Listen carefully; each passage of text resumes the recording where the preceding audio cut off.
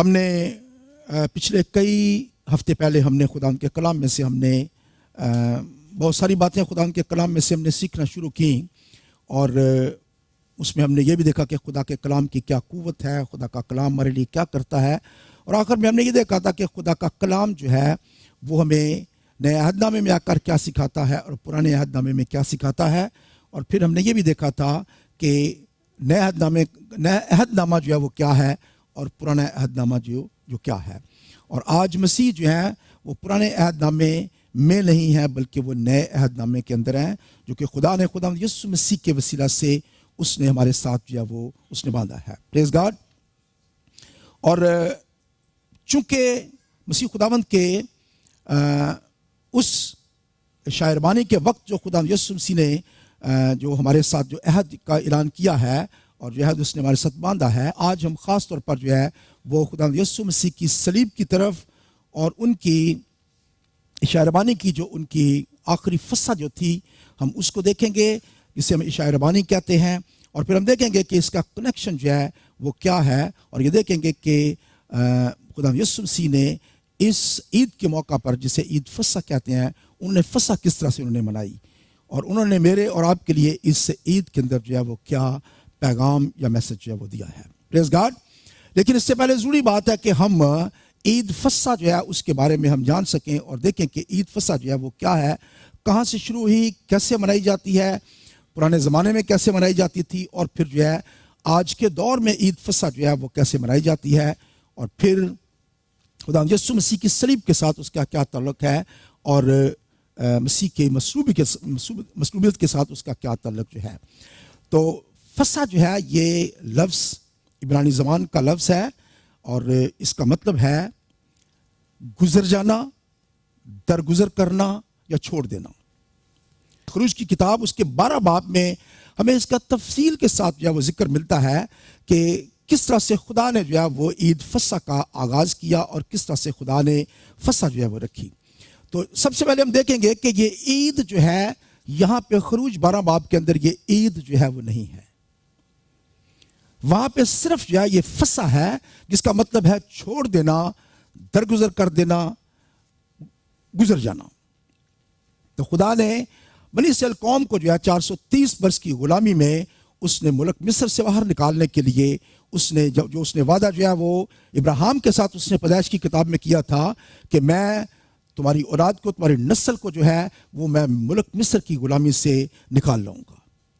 اور خدا نے اسی وعدہ کے مطابق جو ہے اس نے بنی اسرائیل قوم کو جو ہے اس نے حکم دیا، اس نے موسیٰ کے وسیلہ سے کہ تم ہر گھر کے پیچھے ایک برہ جو ہے وہ لینا، اور اس برے کو جو ہے وہ تم اس مہینے کی 14ویں تاریخ جو ہے اس میں اس کو تم نے شام کے وقت ذبح کرنا ہے. اور خداوند نے اسی وقت جو ہے وہ بنی اسرائیل قوم کو ایک نیا کیلنڈر جو ہے اس نے دیا. اس نے کہا کہ یہ مہینہ جو ہے یہ تمہارے لیے آج کے بعد ایک نیا کیلنڈر ہے جس میں تم نے اپنی زندگی کو شروع کرنا ہے، اور جب تم یہاں سے نکلو گے تو تمہاری جو لائف ہوگی اس کا یہ کیلنڈر ہوگا، اور اس دن یہ دن جو ہے یہ مہینہ جو ہے اس کو تم اپنے لیے پہلا مہینہ اپنے سال کا جو ہے وہ چن لینا. اور اس مہینے کی 14ویں تاریخ کو، اب یاد رکھیں کہ بنی اسرائیل قوم کا جو ہے وہ کیلنڈر جو شروع ہوا ہے وہ چاند کے وسیلے سے شروع ہوا ہے، اور جب چاند جو ہے وہ نظر آتا ہے تو اس دن مہینہ شروع ہوتا ہے، اور پھر جب اگلا چاند نظر آتا ہے تو اس وقت اگلا مہینہ جو ہے وہ شروع ہوتا ہے. تو یہ 28 دن کا یا 29.5 دن کا یہ کیلنڈر ہوتا ہے. لیکن میں اس کی تفصیل بعد میں بتاؤں گا کہ یہودی کیلنڈر جو ہے وہ 2 قسم کے کیلنڈر ہیں جو کہ وہ استعمال کرتے ہیں. ایک جو ہے وہ اپنی رسومات کے اندر استعمال کرتے ہیں کیلنڈر، اور ایک اپنی نارمل زندگی کے اندر، بزنس کے اندر جو ہے وہ کیلنڈر استعمال کرتے ہیں. 2 قسم کے کیلنڈر اس وقت استعمال جو ہے وہ کیے جاتے تھے. ہم یہاں دیکھیں گے خدا نے جو ہے وہ بنی اسرائیل قوم سے یہ بات کہی کہ تم اس برے کو 14 تاریخ کو، جس دن کے پورا چاند ہوگا، اس دن تم نے اس کو اپنے گھروں کے اندر شام کے وقت جو ہے وہ ذبح کرنا ہے، اور اس کا خون جو ہے وہ تم نے جمع کر لینا ہے، جو کہ غالباً جو ہے وہ گھر کی چوکھٹ جو ہے، دروازے کی چوکھٹ جو تھی مین دروازہ، اس کے نیچے ایک چھوٹا سا گڑھا جو ہے وہ کھود کر اس کے اندر ایک برتن رکھ کے اس جانور کو جو ہے وہاں پہ ذبح کیا جاتا، اور اس کا خون جو ہے جب جمع ہو جاتا تو اس کو زوفہ جو ہے اس سے لے کر اس کو ڈبو کر اس کے دروازے کی سب سائڈوں پہ جو ہے اس کو لگا دیا جاتا. تو اس طرح سے پورے کا پورا جو ہے وہ دروازہ جو ہے وہ خون سے سیل کر دیا گیا کہ موت کا فرشتہ جب رات کو وہاں سے گزرے گا تو وہ تمام بنی اسرائیل کو جو پہلوٹے ہیں ان کو وہ چھوڑتا ہوا جائے گا, اور جتنے بھی مصریوں کے پہلوٹے ہیں ان سب کو جو ہے وہ مارتا جائے گا. یہی نہیں بلکہ مصریوں کے جو جانور تھے ان کے پہلوٹے بھی, اور جتنے بھی انسانوں کے پہلوٹے تھے وہ بھی سب کے سب جو ہیں وہ خدا نے کہا کہ ان کو میں مارتا ہوا جاؤں گا. تو خدا نے جب یہ حکم دے دیا, بنی اسرائیل قوم نے اس کو مان لیا. اس کے بعد خدا نے کہا کہ جب تم اس برے کو ذبح کر لو تو اس برے کو بھون کر, ابال کر یا کچا نہیں بلکہ اس کو بھون کر جو ہے اس کو تم لینا, اور پھر اس کو اسی رات جو ہے پورے خاندان کے سمیت تم نے کھا لینا ہے, اور اس کی کوئی بھی چیز جو ہے وہ باقی نہ رہے, اور جو باقی بچ جائے گا اس کو تم نے آگ میں جو ہے وہ جلا دینا ہے, اس کی کوئی چیز بھی جو ہے وہ باقی نہ رہے. میرے ساتھ دیکھیں خروج کی کتاب اس کا 12واں باب, اس کی پڑھیں جی 5ویں آیت پڑھیں جی. تمہارا برہ بے عیب اور یکسلا نر ہو, اور ایسا بچہ یا تو بھیڑوں میں سے چن کر لینا یا بکریوں میں سے. بس جی, پریز گاڈ. اب ہمارے ذہن میں جو ہے جب ہم دیکھتے ہیں کہ عید فصح کے بارے میں ہم دیکھتے ہیں تو عموماً ہمارے ذہن میں برہ جو لفظ آتا ہے کہ عید فصح کے اوپر جو ہے وہ برہ ذبح کیا جاتا تھا, اور اسی برہ کی نسبت سے ہمارے ذہن میں یہ ہے کہ وہ ضروری بات ہے کہ وہ برہ ہی تھا. لیکن بائبل میں بتاتی ہے کہ خدا نے کیا کہا تھا, تمہارا برہ بے عیب اور یکساں نہ ہو, اور ایسا بچہ یا تو بھیڑوں میں سے چن کر لینا یا بکریوں میں سے. تو یہاں پہ ہمارے ذہن میں صرف ایک ہی بات ہے کہ وہ صرف برہ ہی ہو سکتا تھا, لیکن خدا نے جو ہے وہ ایسا نہیں کہا. خدا نے کہا کہ وہ برہ جو یہاں پہ لفظ استعمال کیا گیا ہے یہ ایک عام ٹرم تھی جو کہ چھوٹے بچوں کے لیے استعمال کی جاتی تھی, جیسے ہم کسے کہہ رہے کڈز, جو جانوروں کے چھوٹے بچے ہیں ان کے لیے استعمال کیا جاتا تھا. اور اس کی نسبت سے جو ہے یہ ہمیں نام سمجھ آتا ہے کہ یہ جب برہ کا لفظ استعمال کیا گیا تو برہ ہی ہے. اس کے بعد یہ برہ جو ہے یہ آگے جا کر جو ہے ہمیں سمجھ آتی ہے کہ یہ استثنا کی کتاب اس کا 16واں باب, اور اس کی پڑھیں گے جی پہلی آیت سے پڑھیں جی. تو ابیب کے مہینے کو یاد رکھنا اور اس میں خداوند اپنے خدا کی فصح کرنا, کیونکہ خداوند تیرا خدا ابیب کے مہینے میں رات کے وقت تجھ کو مصر سے نکال لایا, اور جس جگہ کو خداوند اپنے نام کے مسکن کے لیے چنے وہیں تو خداوند اپنے خدا کے لیے اپنے گائے بیل اور بھیڑ بکری میں سے فصح کی قربانی چڑھانا. بس جی, تو اب یہاں پہ سمجھ آتا ہے کہ جس جگہ کو خداوند اپنے نام کے مسکن کے لیے چنے وہیں تو خداوند اپنے خدا کے لیے اپنے گائے بیل اور بھیڑ بکری میں سے فصح کی قربانی چڑھانا. تو ضروری بات نہیں ہے کہ یہ برہ ہو, بلکہ آگے جا کر موسیٰ کو خدا نے ایک اور حکم دیا کہ یہ قربانیاں جو ہے یہ مختلف قسم کی مختلف جانور جو ہیں, پاک جانور جو ہیں, ان کی قربانی جو ہے وہ ہو سکتی ہے. اور خاص طور پر عید جو فصح منانے کا جو طریقہ کار تھا اس میں یہ تھا کہ پہلی بات کہ یہ نسان مہینہ یا ابیب مہینہ جو ہے بعد میں جو نسان کا مہینہ ہے اس کو ابیب کا مہینہ بھی کہتے ہیں, دونوں نام اس کے ہیں. تو اس میں تم نے 14ویں تاریخ کو اس کو ذبح کرنا ہے, اور اس کے لیے کچھ شرائط ہیں. پہلی بات یہ کہ صرف اس کو بنی اسرائیل قوم جو ہے وہ کھائے,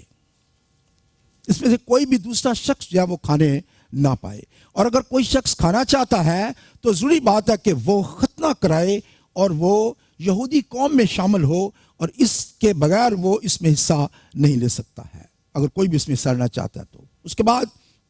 اگلی بات یہ تھی کہ اس کو آگ پر بھون کر جو ہے اس کو کھانا ہے, اور اس کے بعد یہ تھا کہ اس کے کوئی بھی جو حصہ ہے وہ چھوڑنا نہیں بلکہ اس کو آگ میں اس کو جلا ڈالنا ہے اس کو. اس کے بعد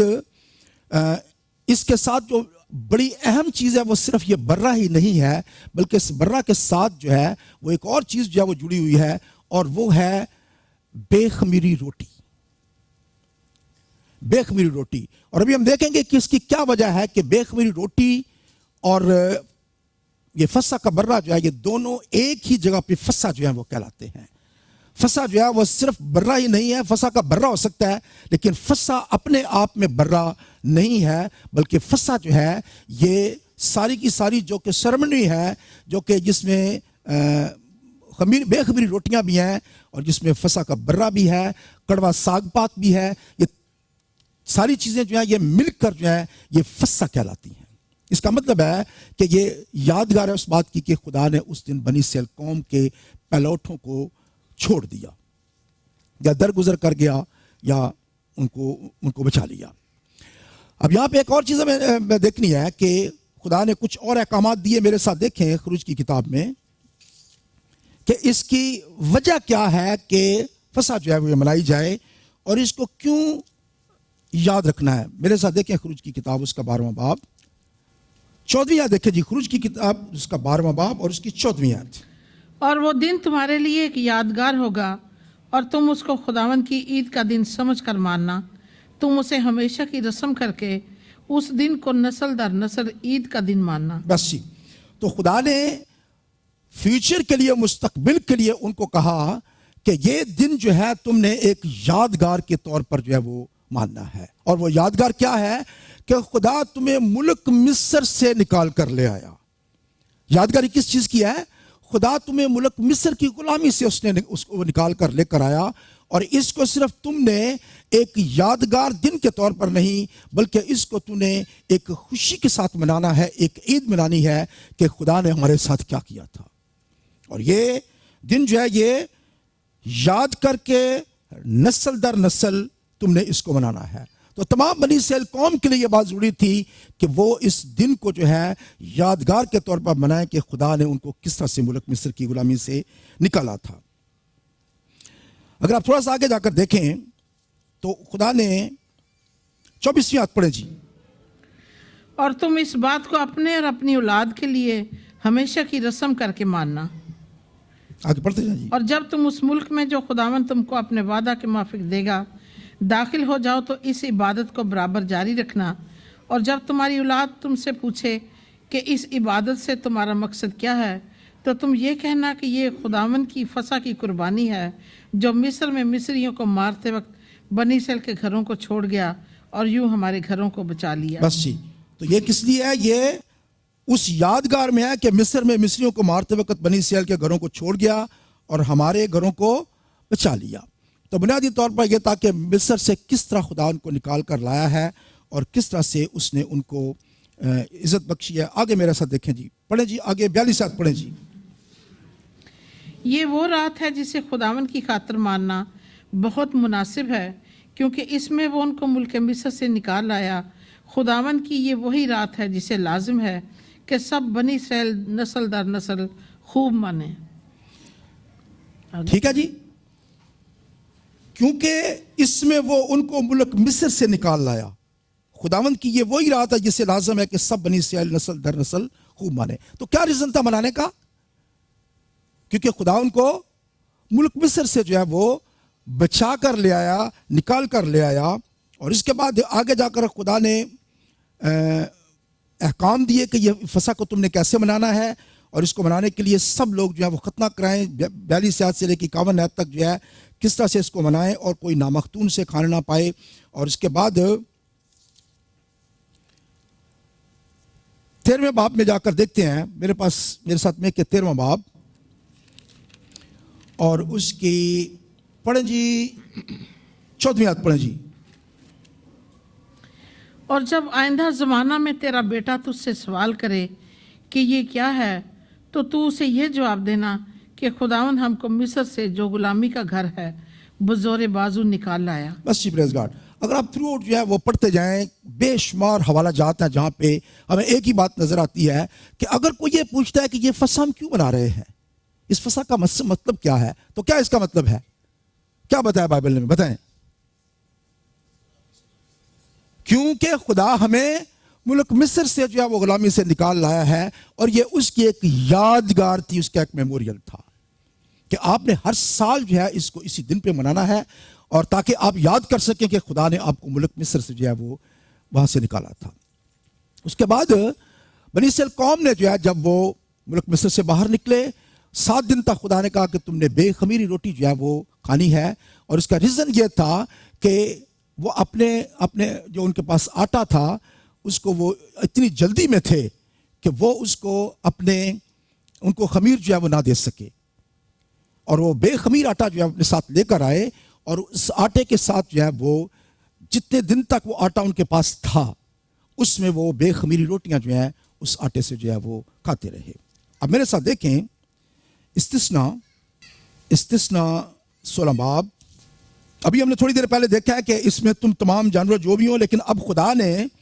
استثنا کتاب میں جب بنی اسرائیل قوم آخر میں جب جو ہے وہ سارے سفر کو طے کر کے جب وہ ملک کنعان کے اندر داخل ہو رہے تھے تو خدا نے کچھ نئے احکامات جو ہیں اس فسح کے بارے میں جو جمع کیے ہیں، کیونکہ اس سے پہلے بنی اسرائیل قوم نے 40 برس کے اندر بنی اسرائیل قوم نے صرف ایک عید فسح جو ہے وہ منائی، اور وہ عید فسح جو ہے ملک مصر سے نکلنے کے 2 سال کے بعد انہوں نے یہ عید منائی۔ اس کے بعد 40 برس میں وہ کوئی بھی عید انہوں نے نہیں منائی ہے، اور اس کے بعد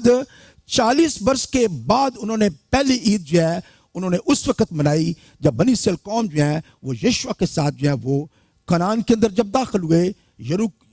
کے اندر جب وہ یرو کے نزدیک پہنچے تو وہاں پہ انہوں نے پہلی عید فسح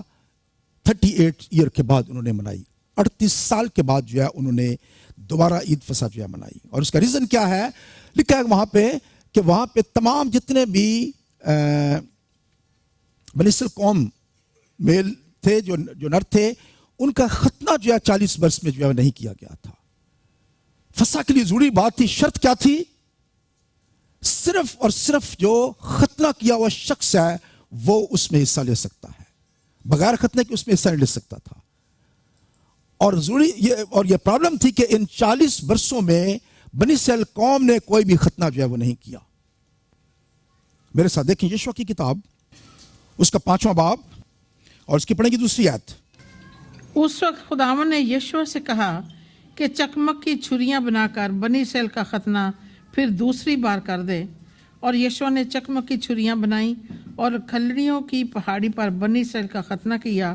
اور یشوع نے جو ختنہ کیا اس کا سبب یہ کیا سبب تھا جی؟ غور سے سنیں، اس کا سبب کیا تھا؟ کہ وہ لوگ جو مصر سے نکلے ان میں جتنے جنگی مرد تھے وہ سب بیابان میں مصر سے نکلنے کے بعد راستہ ہی میں مر گئے۔ پس وہ سب لوگ جو نکلے تھے ان کا ختنہ ہو چکا تھا، پر وہ سب لوگ جو بیابان میں مصر سے نکلنے کے بعد راستہ ہی میں پیدا ہوئے تھے ان کا ختنہ نہیں ہوا تھا۔ بس جی، تو کیا ختنہ کرنے کا مقصد کیا تھا؟ کہ 40 برس جب وہ گھومتے رہے ہیں تو نئی اولاد جو تھی ان میں سے کسی کا بھی ختنہ نہیں ہوا تھا، اس لیے 40 برس میں جو ہے انہوں نے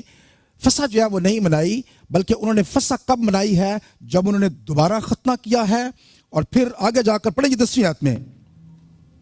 اور بنی اسرائیل نے جلجال میں ڈیرے ڈال لیے، اور انہوں نے یرو کے میدانوں میں اسی مہینے کی 14ویں تاریخ کو شام کے وقت عید فسح منائی۔ بس جی، تو 40 برس کے بعد یہ پہلی عید فسح جو ہے وہ ہمیں نظر آتی ہے جب ملک مصر سے نکلنے کے 2 سال بعد انہوں نے منائی، اور پھر 38 سال کے بعد انہوں نے یہ فسح اس وقت منائی گیا جب دوبارہ ختنہ جو ہے وہ ان کا کیا گیا ہے۔ اس کے بعد جب بنی اسرائیل قوم جو ہے وہ ملک کنعان کے اندر داخل ہو گئے اور وہاں پہ پہنچ گئے تو اس کے بعد جو ہے انہوں نے گاہے بگاہے کبھی کبھی جو ہے وہ عید فسح جو ہے وہ مناتے رہے، جس میں 2 عیدوں کا بڑا واضح ذکر ہے جو کہ بڑے اچھے طریقے سے بڑے گرینڈ جشن کے ساتھ جو ہے وہ منائی گئیں، ورنہ ہمیں نظر نہیں آتا کہ بادشاہ جو ہے وہ چونکہ بدکاری کرتے تھے، بادشاہ جو ہے وہ اچھے نہیں تھے، اس لیے وہ ہمیشہ بنی اسرائیل قوم کو بجائے اس کے کہ وہ خدا کے احکام کی طرف لے کر آتے، وہ ان کو غیر بتوں کی طرف، دوسرے معبودوں کی طرف، ان کی پرستش کرنے کی طرف لے جاتے، اور اس طرح سے وہ اگنور کرتے رہے اس عید فسح کو، اور بنی اسرائیل قوم جو ہے وہ عید فسح جو ہے وہ زیادہ نہ منا سکے۔ اور اس کے بعد کیا ہوا کہ تقریباً 668 سال قبل از مسیح جو ہے نبوکت نظر بادشاہ نے جو ہے بنی اسرائیل قوم کو یروشلم پر حملہ کیا، اسے تباہ و برباد کر دیا، اور اس کے بعد بنی اسرائیل قوم کو بابل کی غلامی میں جو ہے وہ لے گیا، اور ایک دفعہ پھر 70 سال تک بنی اسرائیل قوم جب غلامی میں رہے، کوئی عید فسح کا ذکر ہمیں وہاں پہ نہیں ملتا ہے، کیونکہ اس کی وجہ کیا ہے کہ عید فسح جو ہے وہ کیسے منائی جا سکتی تھی؟ آزادی کی حالت میں. ہم آزاد ہوئے ہیں اس لیے اس کو تو منانا. لیکن بنی اسرائیل قوم جو ہے پھر ایک دفعہ غلامی میں چلے گئے اور عید فصح منانے کا کام جو ہے وہ پھر ختم ہو گیا. اور بنی اسرائیل قوم کا کوئی ریکارڈ نہیں ملتا کہ انہوں نے ان تمام سالوں میں جو ہے عید فصح کی ہو. اس کے بعد خدا نے جو ہے واپس بنی اسرائیل قوم کو لانے کا بندوبست کیا. بنی اسرائیل قوم جو ہے واپس آئی. جب انہوں نے واپس ہیکل کو تعمیر کیا, یروشلم کو تعمیر کیا, اور عزرا کے زمانے میں ہمیں پھر ایک دفعہ نظر آتی ہے کہ ایک پہلی دفعہ جو ہے واپس بڑی گرینڈ عید فصح جو ہے وہ منائی گئی. اور اس کے بعد بنی اسرائیل قوم جو ہے اب ایسے وقت میں آ گئے تھے جب کہ دوبارہ ہیکل تعمیر ہو چکی ہے اور وہ وہاں پہ پہنچ چکے ہیں. اس کے بعد ہمارے پاس ایک ایسا وقت آتا ہے جب تقریباً 450 برس تک خدا نے جو ہے وہ بنی اسرائیل قوم سے علیحدگی اختیار کر لی. اور اس 450 برس میں, جسے انٹرٹیسٹیمنٹل ہم ٹائم کہتے ہیں یا تاریکی کا دور بھی اسے کہتے ہیں, اس تمام وقت میں خدا نے نہ تو کوئی نبی بھیجا بنی اسرائیل کی طرف, نہ خدا نے ان کے ساتھ کلام کیا, نہ ان کے ساتھ خدا نے کوئی اور بات کی. کچھ بھی خدا نے اپنا کنیکشن جو ہے ان کے ساتھ میں بند کر دیا. اور اس 450 برس کے وقت میں بنی اسرائیل قوم کو ہوش آئی کہ وہ آج تک خدا کی نافرمانیاں کرتے آئے ہیں. آج تک وہ خدا سے دوری جو ہے وہ کرتے رہے ہیں, غیر معبودوں کی پرستش کرتے آئے ہیں, اور وہ خدا ہمیشہ ان سے ناراض رہا ہے. اور ضروری بات ہے کہ ان کو خدا کی طرف جو ہے واپس پھرنا چاہیے. اور یہ وہ وقت تھا جب بنی اسرائیل قوم جو ہے وہ رومی حکومت کے تحت آ چکے تھے. اس وقت اس ایریا کے اندر جو ہے رومی حکومت جو ہے وہ آ چکی تھی, اور بنی اسرائیل قوم جو ہے وہ ایک دفعہ پھر رومن حکومت کی غلامی میں چلے گئے تھے.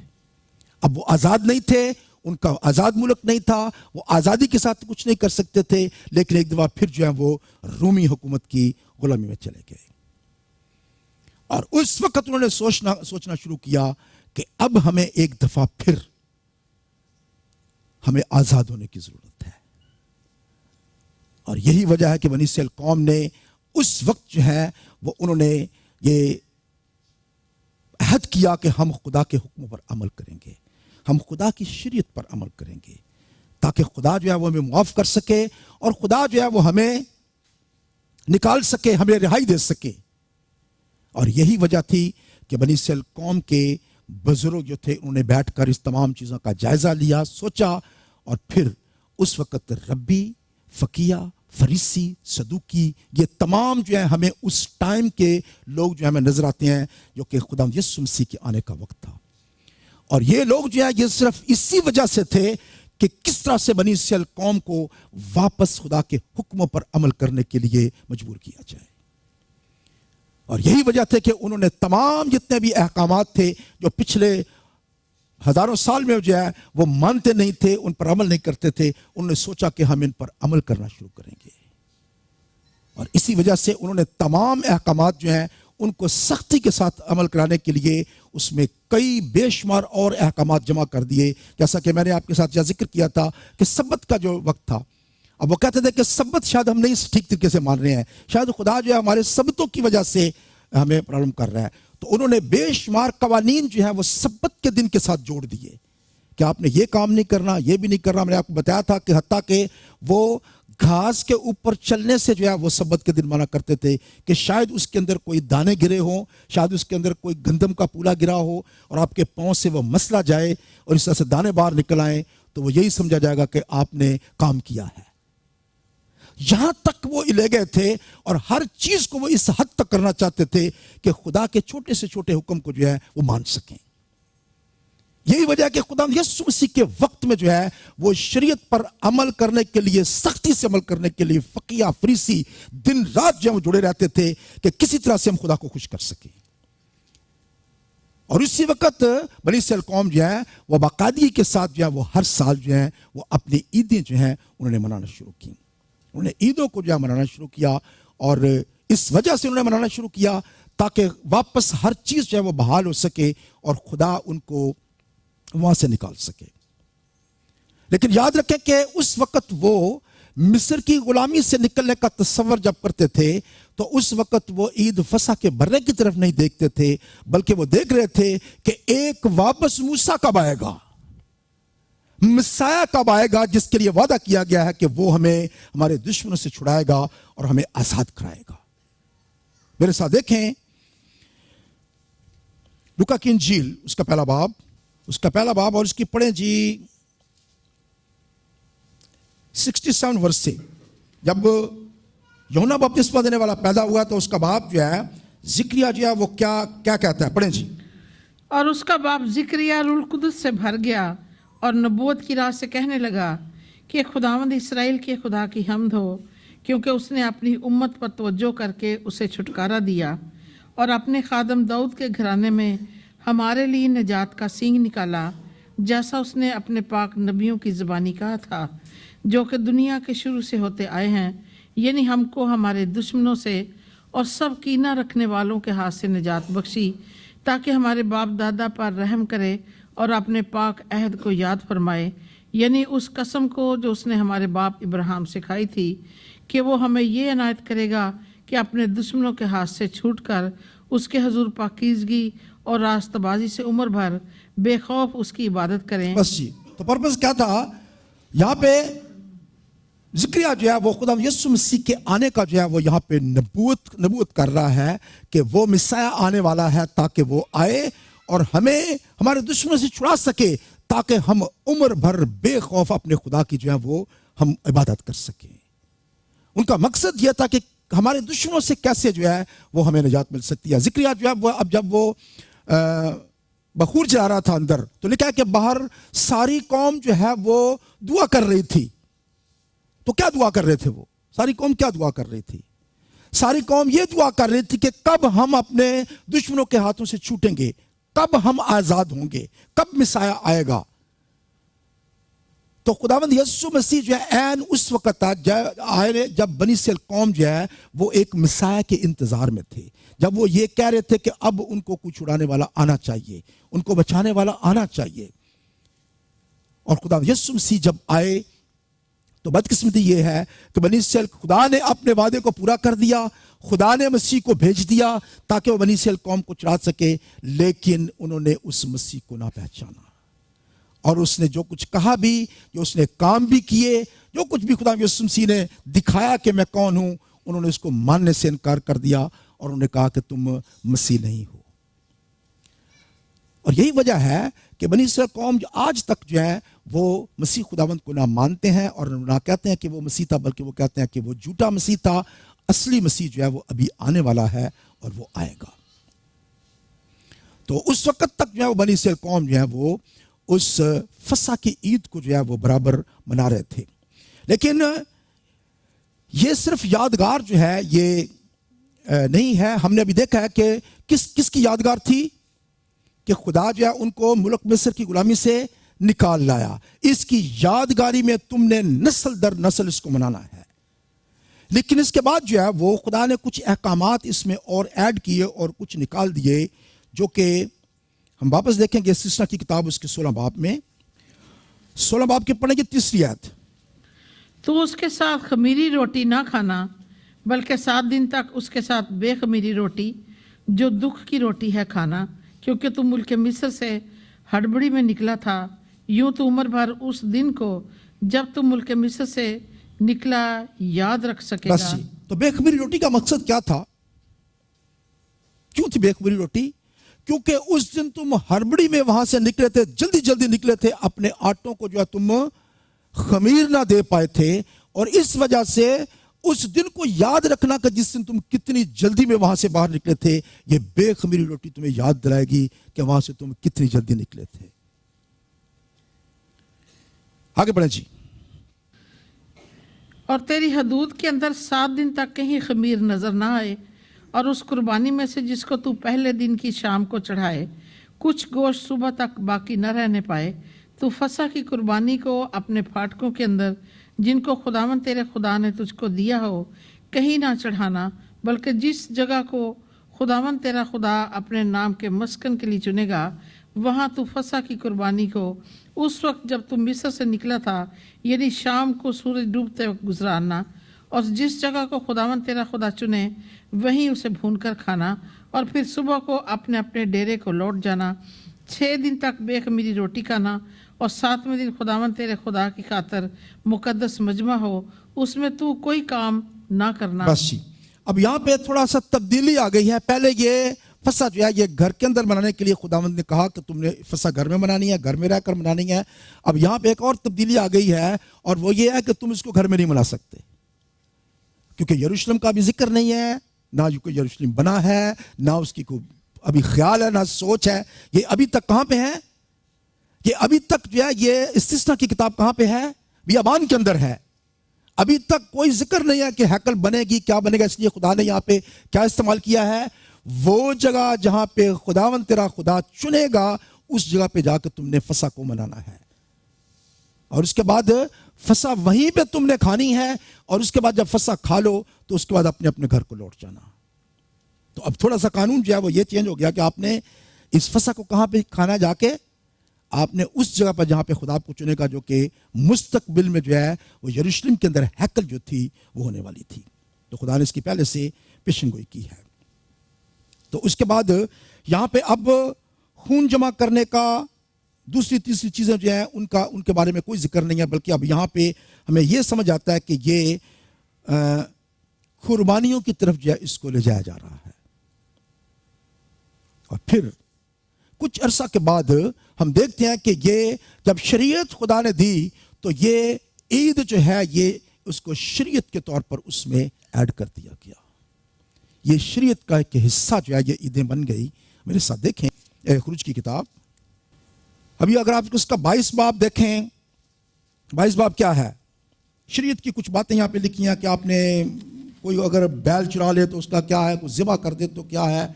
और उसके बाद अगर कोई तेरे पास अपनी कौम को ना कोसना, अपने दरिंदे जो है वो फाड़े हुए जानवर को ना खाना वगैरह वगैरह, ये तमाम शरीयत की बातें हैं।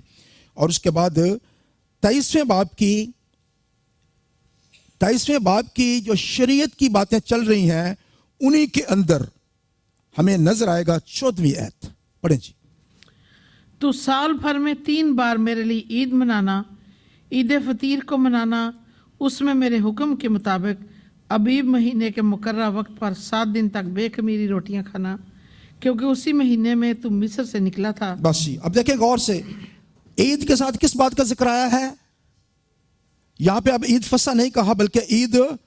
फतीर कहा है। अब ईद फतीर जो है, ये दोनों ईदें जो है, ये ईद फतीर और फसा की ईद जो है, दोनों बेशक एक ईद इनको कहा गया है, लेकिन ये बुनियादी तौर पर 2 ईदें हैं। एक ईद जो है वो ईद फसा जो है पहले दिन जब बर्रा ज़िबा किया जाता, और उसके बाद फिर 6 दिन तक जो है वो 7 दिन तक जो बेखमीरी रोटी खाई जाती। तो ये तमाम वक्त जो है ये क्या कहलाता था? ईद फतीर जो है वो कहलाता था। ये टाइम, टोटल जो टाइम है, इसको ईद फतीर जो है इसको नाम दिया गया है। और यहाँ पे खुदा ने इसका मकसद क्या बताया कि क्यों तुमने मनानी है? क्योंकि उसी महीने में तू मिस्र से निकला था। बार बार याद रखें कि ईद फसा का तल्लुक जो है वो किससे है? मुल्क मिस्र से निकलने के साथ जो है वो तल्लुक है। उसके बाद आगे लिखा है कि जब तेरे खेत में किसी तूने मेहनत से बोया, पहला फल आए तो फसल काटने की ईद मानना, और साल के आखिर में जब तो अपनी मेहनत का फल खेत से जमा करे तो जमा करने की ईद मानना, और साल में 3 मरतबा तुम्हारे यहाँ के सब मर्द खुदावंद खुदा के आगे हाजिर हुआ करें। तो अब यहाँ पे एक और साथ में चीज़ हमें नजर आती है, और वो क्या है कि खुदा ने यही नहीं कहा कि इस ईद को मनाना है, बल्कि जिस जगह को मुकर्रर करेगा खुदावंद वहां पे फसा खानी है, और उसके साथ जितने भी मर्द हैं वो तमाम के तमाम जो हैं वो वहां पे हाजिर हों 3 दफा साल के अंदर जो है इन ईदों को मनाने के लिए।